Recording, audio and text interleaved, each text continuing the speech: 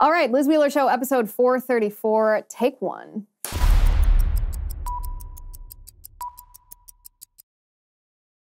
I just want to start this show by saying that you guys are the absolute best. The absolute best. You have sent my book, Hide Your Children, Exposing the Marxists Behind the Attack on America's Kids, up the Amazon bestseller charts already. This is only the second day that it's been out.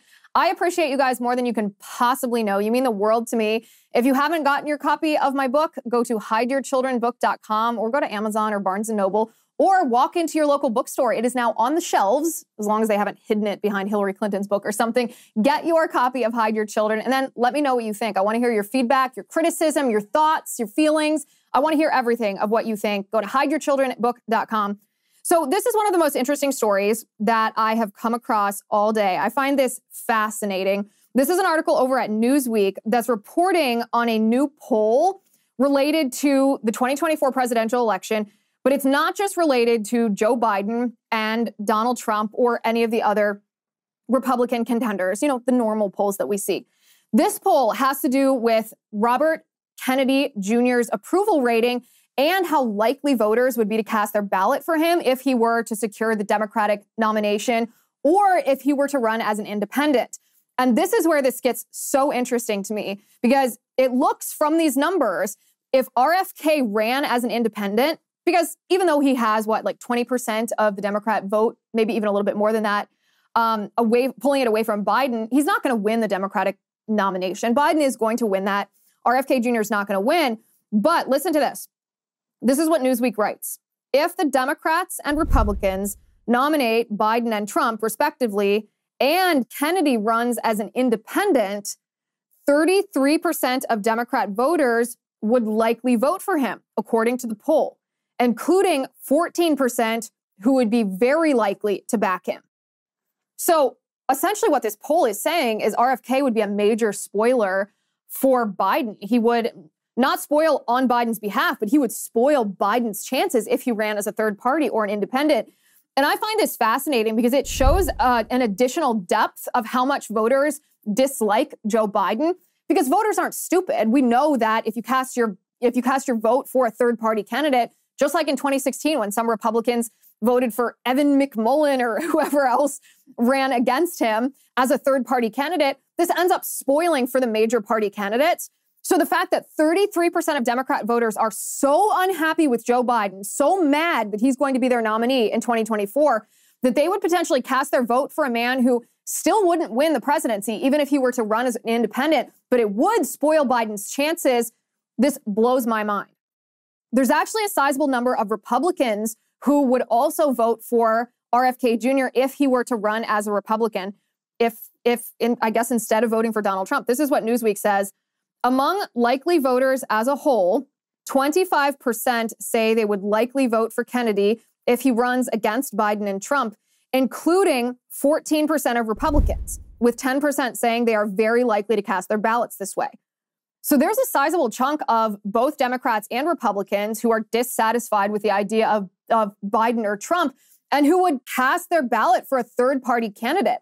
Now, the difference here is 14% of Republicans, that is a pretty large number of Republicans to say that they would vote for a third-party candidate, but it's nothing compared to 33%.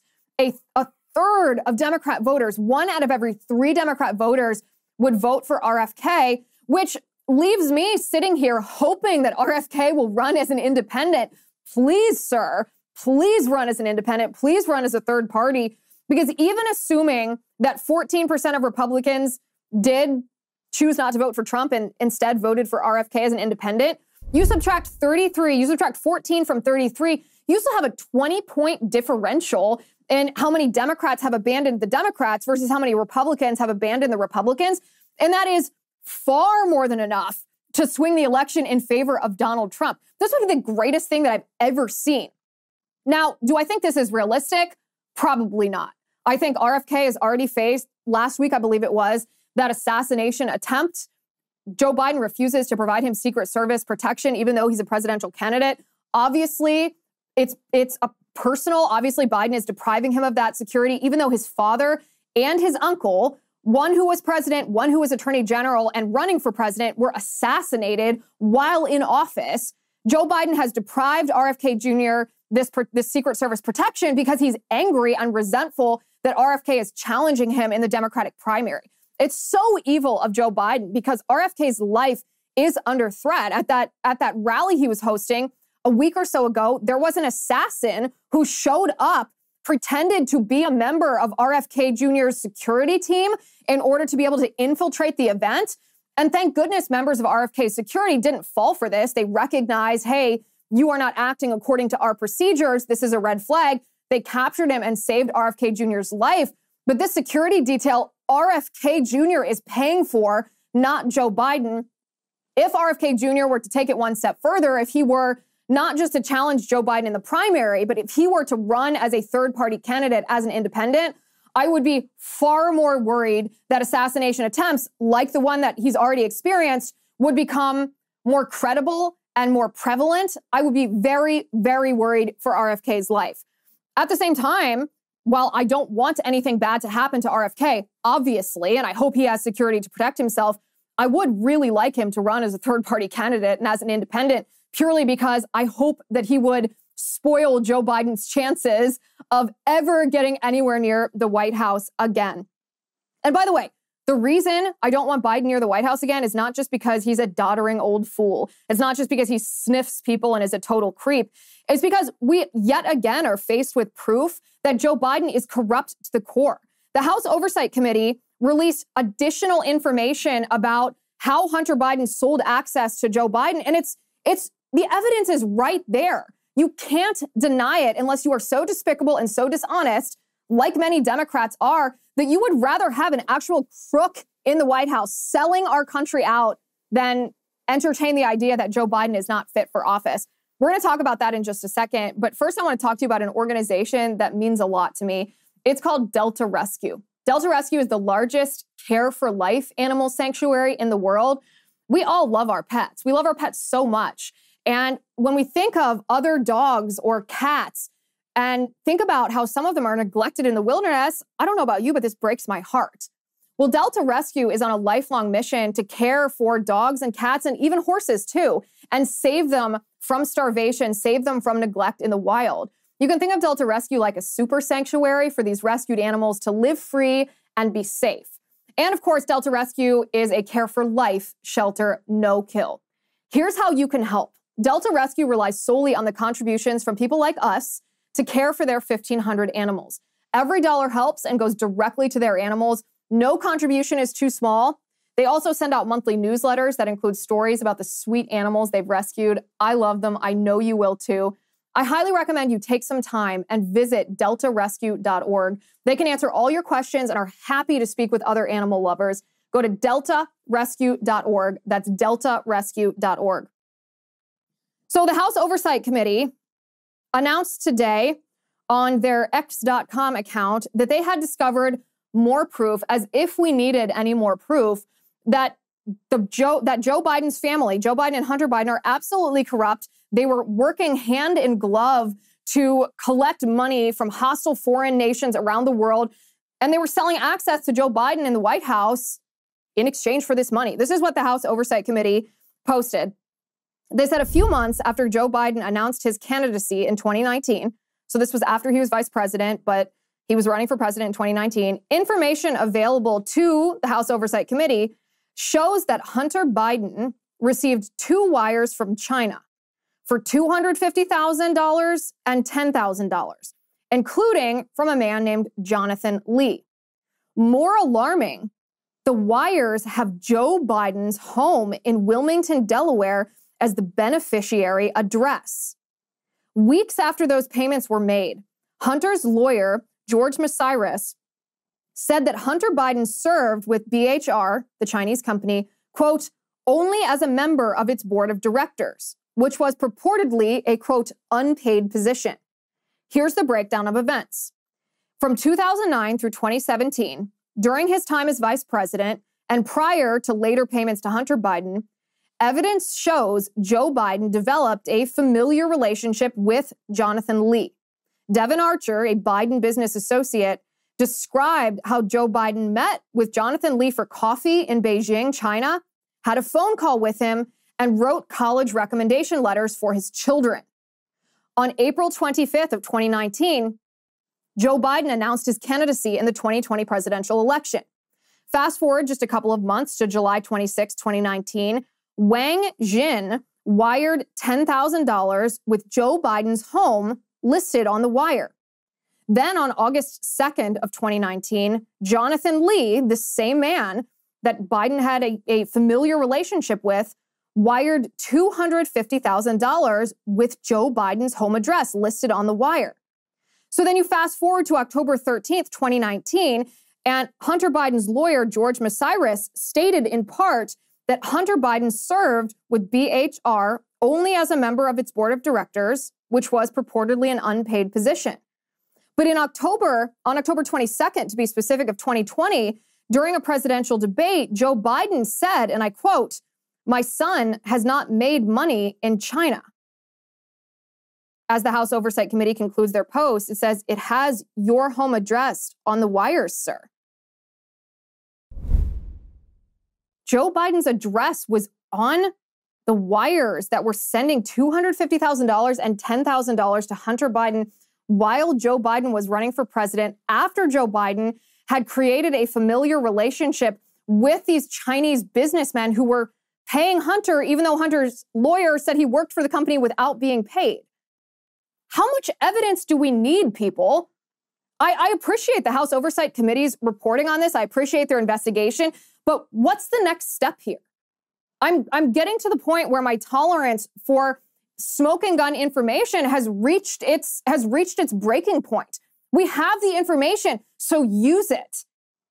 Impeach Joe Biden already. How long are we going to tolerate the fact that we all know, Republicans know it, Democrats know it, all the politicians in Washington, D.C. know it, most voters know it, that Joe Biden and Hunter Biden were collecting money from foreign adversaries around the world in exchange for access to Joe Biden? We have the proof of it. What are we going to do about it? If the answer to this is nothing but use it as campaign talking points, that infuriates me. That's so frustrating. It's so disillusioning if this is how the Republican Party is going to handle it. I do not want to see another repeat of Donald Trump's lock her up chance all summer in 2016, only for Donald Trump to take office in January 2017 and him to drop the whole thing. Oh, we're not going to prosecute her because we don't want to look like we're going after a political enemy. But she broke the law. She broke the law and put our national security at risk. I don't want to see that. I don't want to see that ever again. We have proof. Use it to prosecute Joe Biden and Hunter Biden. Otherwise, our free nation is at risk. And by the way, some other political candidates in the country, like Gavin Newsom, governor of California, I think secretly hope that Biden is kicked out of office. That because either he's become too senile, because this corruption becomes too much for the Democratic Party to handle and he resigns, or because Donald Trump defeats Joe Biden. Gavin Newsom is setting himself up to run for president. I don't know if it's going to be in 2024. Probably not at this point. All the candidates running in 2024 are already declared. You wouldn't join the race at this point. Maybe he's setting himself up for 2028. It's going to be here before you know it. Think about how 2016 feels like yesterday. That was almost 8 years ago. 2028 will be here before you know it. Gavin Newsom is setting himself up to run by vetoing a bill in the California that came to him from the California state legislature. It was AB 957. It was a bill that would have forced courts and judges to take into consideration in custody disputes between two parents whether one of the parents or both of the parents, quote unquote, affirm the gender identity or gender expression of their child. And this bill would have forced judges to take custody away from a parent who didn't want to trans their kid and give preferential custody to the parent that agreed to pharmaceutically or surgically mutilate their child in the name of gender identity. It's a horrendous bill. The fact that the California state legislature actually passed this and sent it to the desk of their governor for signature should horrify us all to our core. Gavin Newsom, in a somewhat surprising move, vetoed this. And this is what he wrote. He said to the members of the California State Assembly, "I am returning Assembly Bill 957 without my signature. The legislation would require a court when determining the best interests of a child in a child custody or visitation proceeding to consider, among other comprehensive factors, a parent's affirmation of the child's gender identity or gender expression. I appreciate the passion and values that led the author to introduce this bill, Newsom writes. I share a deep commitment to advancing the rights of transgender Californians, an effort that has guided my decisions through many decades in public office. That said, I urge caution when the executive and legislative branches of state government attempt to dictate in prescriptive terms that single out one characteristic, legal standards for the judicial branch to apply. Other-minded elected officials in California and other states could very well use this strategy to diminish the civil rights of vulnerable communities. Moreover, a court under existing law is required to consider a child's health, safety, and welfare when determining the best interests of a child in these proceedings, including the parent's affirmation of the child's gender identity.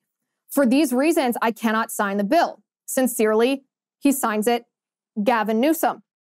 Now, I'm not saying that we can't celebrate a minor win when we're handed a minor win. This is a good thing that Gavin Newsom vetoed this bill. I'm glad he did. It's better for the children of California. It's better for the parents of California. It's better for California and our country that this bill is vetoed. But don't for a second fall for the idea that Gavin Newsom is a moderate. First of all, he says that this can already be enforced, that judges can already take into consideration whether a parent, quote unquote, affirms gender identity during custody proceedings. So in a sense, Gavin Newsom is just saying, well, this bill is moot because they can already do that. But the real reason that he's vetoing this is because this bill provides a perfect talking point for concerned parents. And I say concerned parents because it's not just Republicans and conservatives. This is parents across the board to use against him. It's a one-sentence soundbite. Gavin Newsom signed a law that would take custody away from parents if parents refuse to trans their kids. Make no mistake, that would be the most effective political ad against Newsom that you could possibly imagine. And Gavin Newsom doesn't want that because Gavin Newsom wants to be president, if not in 2024, then in 2028.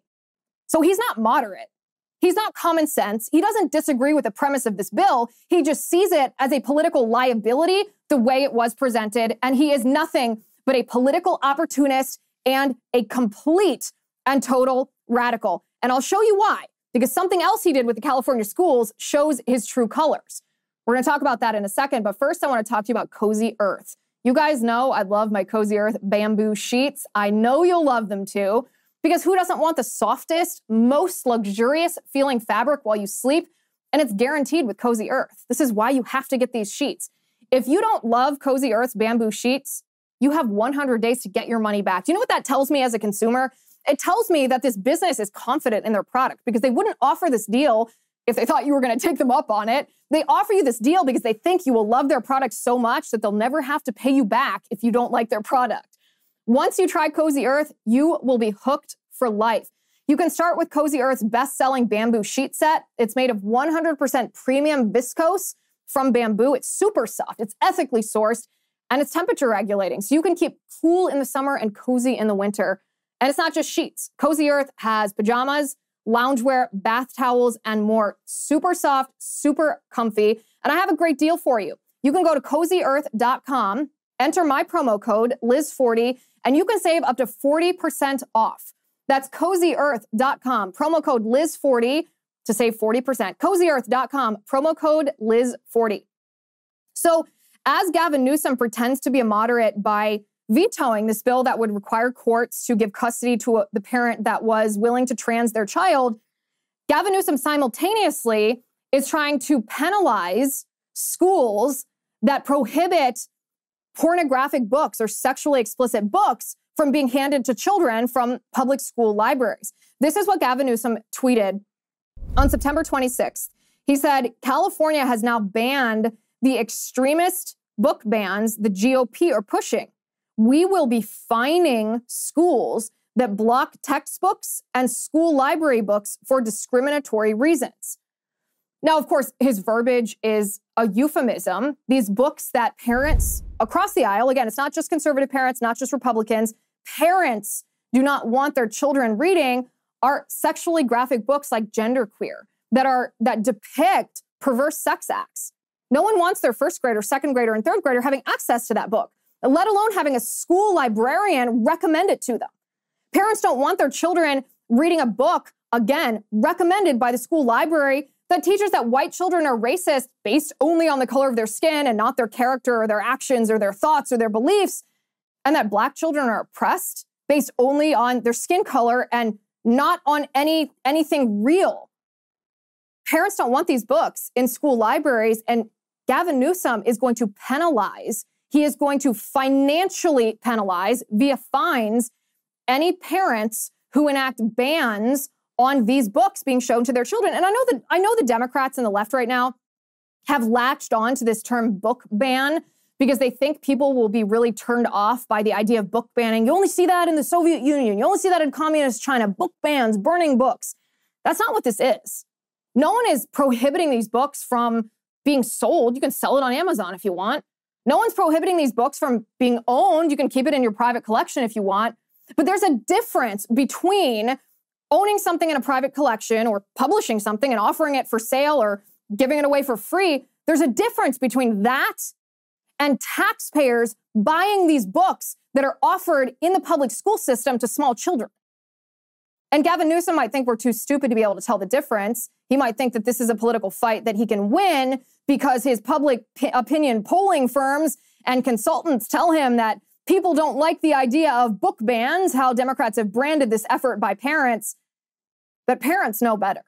Parents understand what they don't want their children to be looking at. And Gavin Newsom is actively working against parents to show them these poisonous things, the sexually explicit material and the critical race theory propaganda against the will of mom and dad. I don't think that's going to sit well with his voters. Meanwhile, over on Fox News, we have an institution that a lot of us have known and loved for a long time. We've relied on Fox News for our news for the past, 20, 30 years now. They have been the bulwark against CNN and MSNBC, but something's happening over at Fox News. It's not just the firing of Tucker Carlson. Fox News has gone woke. It's not just the employee handbooks that we've had access to that show that they want to help employees create a public transition plan if they want to transition in the Fox News offices. Now Fox News is spreading their wokeness into their public, I want to say publications. This is hardly a news story, but into their public posts. Robbie Starbuck brought this to my attention, but Fox News posted a story, and this was the headline to the story. First trans NFL cheerleader compares role to becoming a doctor, says no one will stop this show.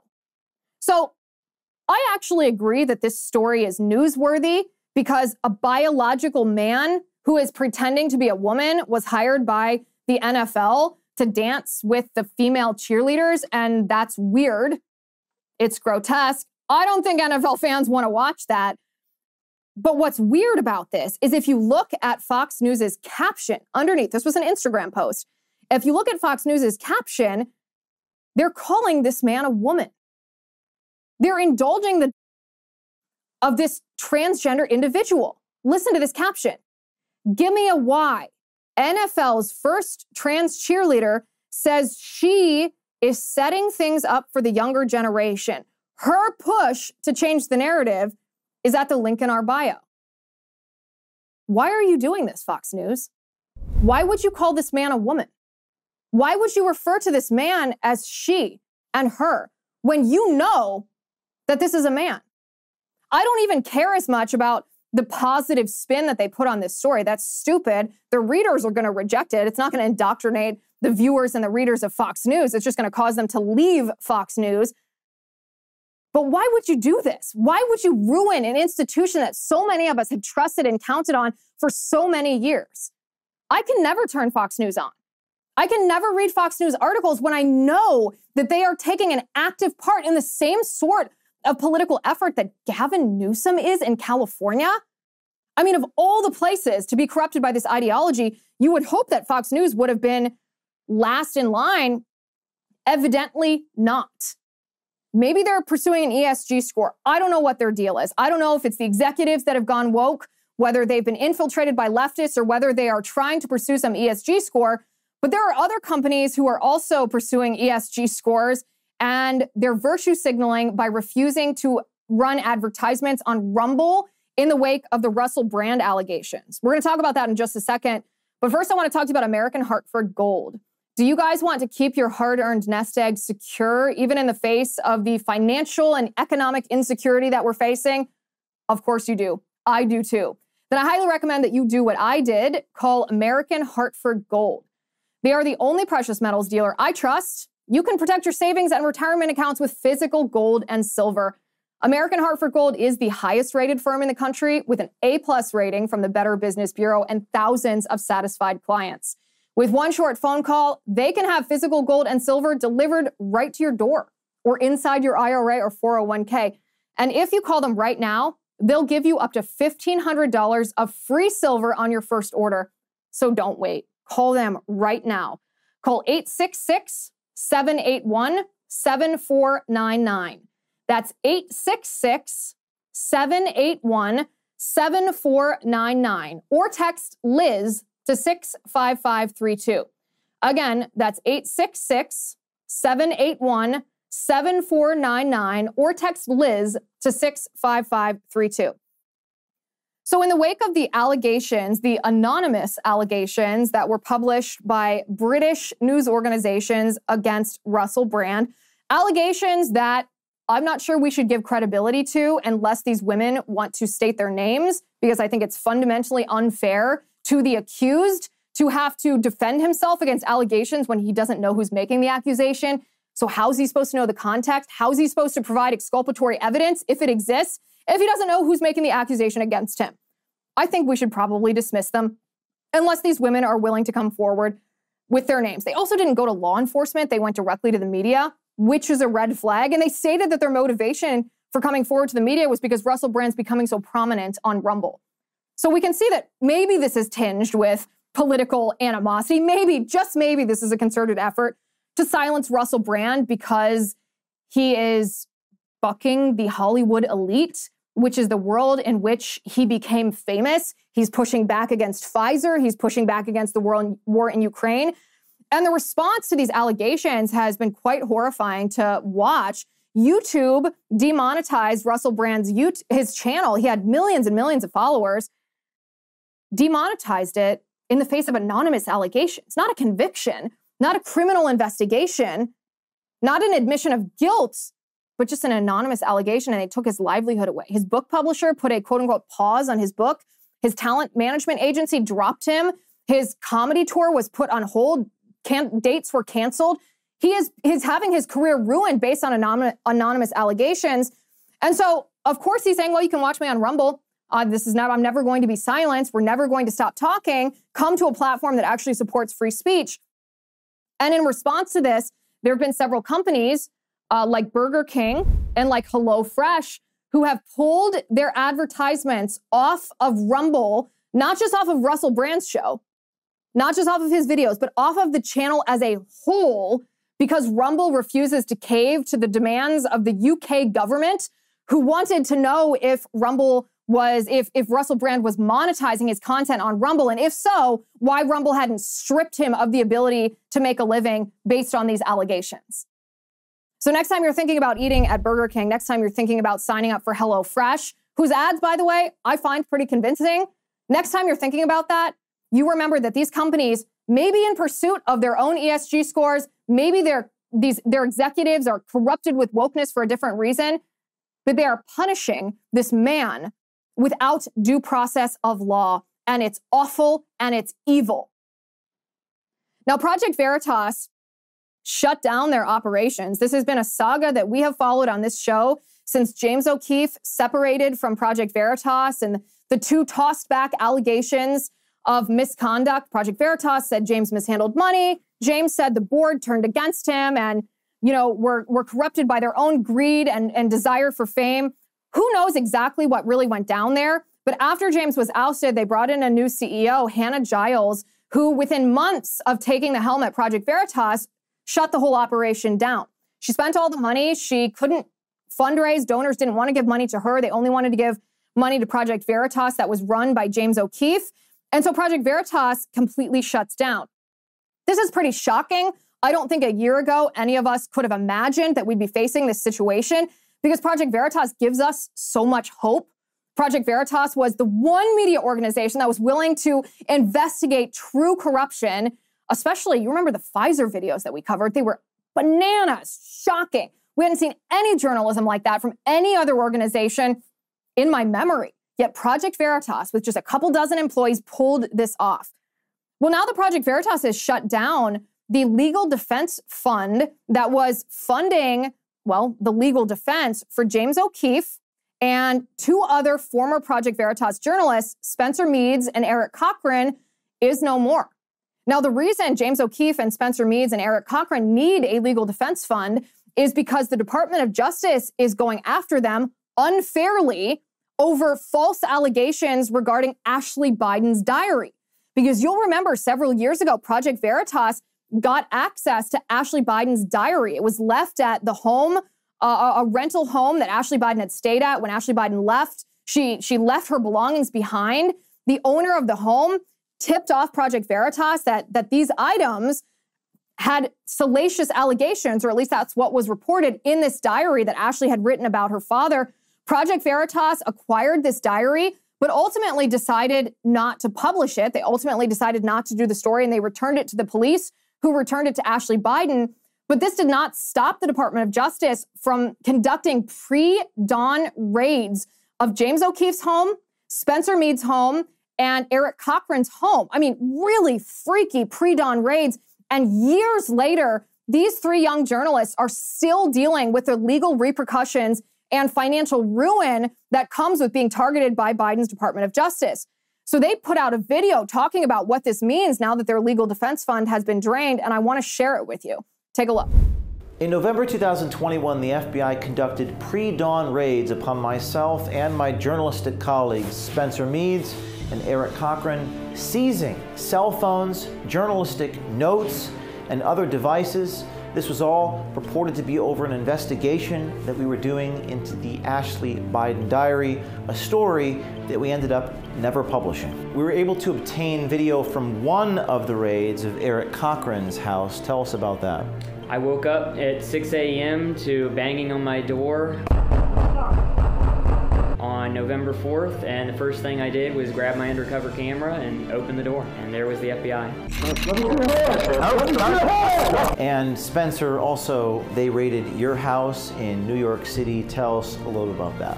Around the same time, I also got a knock on my door. You can see in this footage, they broke my door to gain entry. Pretty terrifying. And then on Saturday, November 5th at 6 a.m., they banged on my door in Mamaroneck. I opened the door, and there appeared to be nearly a dozen agents, went through my things. A few months later, in March of 2022, we discovered that the United States government had issued secret warrants getting access to our emails, secretly reading our emails, concealing that from the court in our case against the SDNY, asking Microsoft, Uber, and Google for information about us as journalists, including emails between us and our attorneys. These secret warrants were stamped by various magistrate judges, and the Microsoft whistleblower brought that to our attention. Between November 2020 and April 2021, the Department of Justice went to 6 magistrates and obtained a series of secret warrants, orders, and a subpoena to surreptitiously collect privileged communications and contacts of 8 American journalists, myself included, from Microsoft. The DOJ even sought and obtained numerous secrecy orders preventing Microsoft from disclosing the surveillance to anyone. The SDNY also went around Judge Torres and the Special Master and obtained 2 secrecy orders after the Special Master had been appointed. The Department of Justice attempted to gag Microsoft from even talking about these secret warrants even after we were raided by the FBI. The overstepping by the government and the Department of Justice was so egregious in its violation of our journalistic rights that even the ACLU deplored the government's violations of our press freedom. The ACLU and the Reporters Committee for Freedom of the Press has requested the affidavits be unsealed in our case so that we can see the probable cause the government used to seize our journalistic notes. In society, the American people should have a right to see the probable cause when the government takes such an extreme action to violate those First Amendment privileges. Whistleblower would later come out at the FBI. A source revealing the FBI referred to us as news media in their computer systems. What does SIM mean on this document? It says SIM, news media. So SIM is a classification that means it's a sensitive investigative matter, and that basically affords the subject of the investigation with certain protections internally. Because it's sensitive, it could be a political figure, it could be someone in a church or a religious figure, it could be a news media organization. And there are laws in this country. Attorney General Merrick Garland has prohibited forcibly seizing reporters' notes.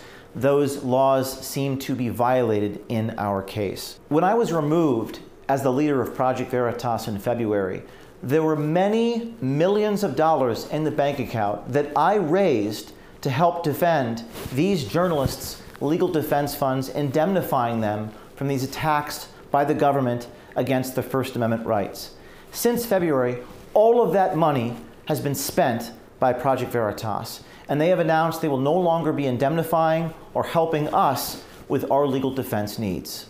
But there is another 501c3 called Private Citizen, which will help fund these journalists' legal battle against government overreach. It's a registered, tax-deductible 501c3 with board members who I trust, and they are now funding our legal defense. You could make a donation to Private Citizen on our website. It's also on the O'KeefeMediaGroup.com. There have already been a few $100,000 raised, and we hope all of you match it. Support the rights of journalists, because without the First Amendment, freedom is an illusion. I thank you for your support. I hope you make a tax-deductible donation today to Private Citizen, and thank you all. It's quite something, isn't it? To see what these young journalists have been subjected to for the so-called crime of reporting and investigating. In this case, they investigated and didn't even make a report.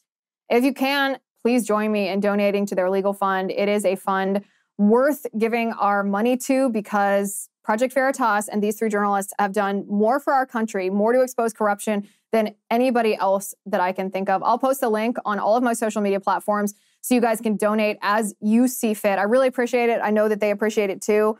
Guys, I want to thank you again for all the support that you've given me and my book over the past couple of days. It's been overwhelming, and my heart is overflowing with gratitude. This is the book, once again, as if you couldn't see the million copies that I plastered all around my studio. Hide Your Children, Exposing the Marxists Behind the Attack on America's Kids. If you haven't already gotten your copy, you can get it now. You can walk into a bookstore, you can buy it in person, you can buy it online at Amazon or Barnes & Noble or wherever you like to buy your books. And once you do buy it, once you read it, let me know what you think. I want to hear your opinion. I want to hear your feedback. I want to hear where you disagree. I want to hear what you've learned. I want to hear all of your thoughts. So get your copy at Hide Your Children Book or wherever you get your books. Thank you for watching today. Thank you for listening. I'm Liz Wheeler. This is The Liz Wheeler Show.